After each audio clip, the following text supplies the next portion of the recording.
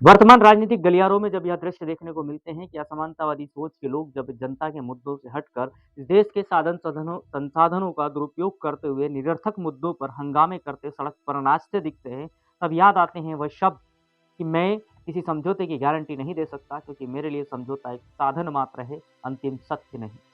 आगे बढ़ने के लिए सीढ़ियों की जरूरत है। यह उनकी रणनीति थी जो उन्हें हर संघर्ष में जीत दिलाती। नमस्कार, जय भीम, जोहार। मैं हूं मनोज कुमार और आज फिर आपके साथ साझा कर रहा हूं बेजुबानों की जुबान, शोषितों के पोषक, वैज्ञानिक से बने सामाजिक वैज्ञानिक मान्यवर कांसीराम जी के जीवन के जीवांत पल किससे कांसीराम के इस एपिसोड में। अगर आप चैनल पर नए हैं या अभी तक आपने चैनल को सब्सक्राइब नहीं किया तो तुरंत करें और बेल आइकन पर क्लिक करें ताकि अगले एपिसोड की नोटिफिकेशन आपको सबसे पहले मिले। अगर आप हमें फेसबुक या इंस्टाग्राम पर देख रहे हैं तो पेज को फॉलो करना ना भूलें।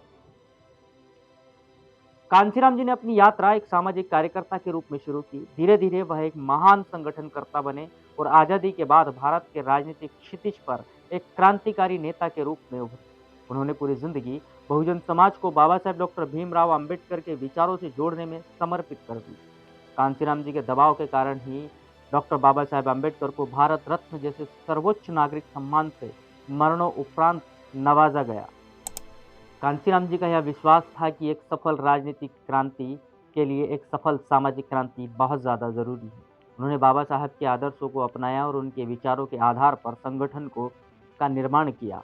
उन्होंने बामसेफ एजुकेट, DS4 एजिटेट और BSP ऑर्गेनाइज जैसे संगठन बनाए।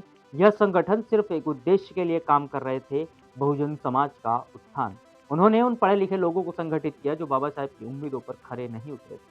DS4 का गठन भी इसी उद्देश्य के तहत हुआ था।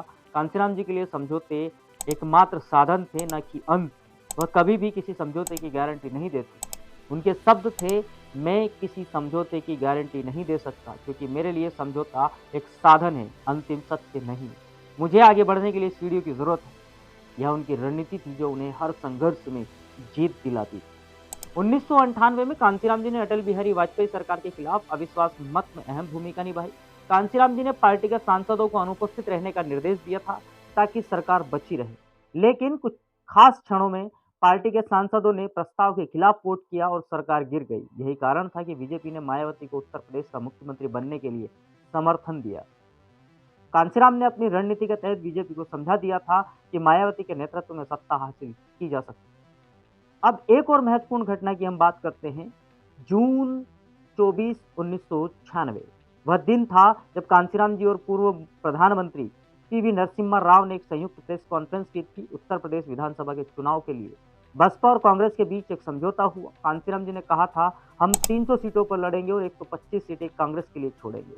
अगर गठबंधन को बहुमत मिला तो मायावती मुख्यमंत्री होगी। यहाँ से राजनीतिक पिच पर एक नई रणनीति आकार ले रही थी और कांसीराम जी ने बीजेपी के नेताओं से भी बातचीत की, जिससे मायावती मुख्यमंत्री बन गई।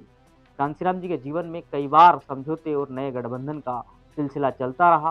13 फरवरी 1995 को जब बीजेपी ने कांसीराम जी के साथ किया गया समझौता रद्द कर दिया तो कांसीराम जी ने कहा, अब हम अपने अधिकार मांगेंगे नहीं, हम उन्हें छीन लेंगे। राजनीति को लेकर उनकी यह कड़ी सोच उनकी रणनीतिक समझ का एक प्रमाण था। कांसीराम जी ने 1993 में एक पार्टी पेपर में स्पष्ट रूप से लिखा था कि राजनीति एक खेल बन चुकी है जिसमें अमीरों के नोटों से गरीबों के वोट खरीदे जाते हैं और हम जो अधिकार चाहते हैं वह हम मांगेंगे नहीं, उन्हें हम छीन लेंगे। कांसीराम जी का जीवन एक ऐसा संघर्ष था जो केवल उनका नहीं था बल्कि हर उस व्यक्ति का था जो बहुजन समाज से था। उन्होंने अपनी माँ को एक 24 पन्नों का खत लिखा था और उसमें लिखा था, माँ अपने बेटे का मोह छोड़ दो, भूल जा कांसीराम को जो तुम्हारा बेटा था, जो सपने सजाए थे उन्हें छोड़ दो, मुझे घर से कोई लेना देना नहीं है। मैंने बहुजन समाज को अपना लिया है, जिन रास्तों पर बाबा साहब अम्बेडकर चले उन्हीं रास्तों पर मैंने अपनी मंजिल बनाया है। कांसीराम जी ने अपने जीवन के मिशन के रूप में देखा है। इसके लिए घर परिवार से ज़्यादा महत्वपूर्ण था बहुजन समाज का उद्धार। उनके संघर्ष और उनके दृष्टिकोण ने भारतीय राजनीति को एक नया मोड़ दिया जो आज भी प्रभावी है।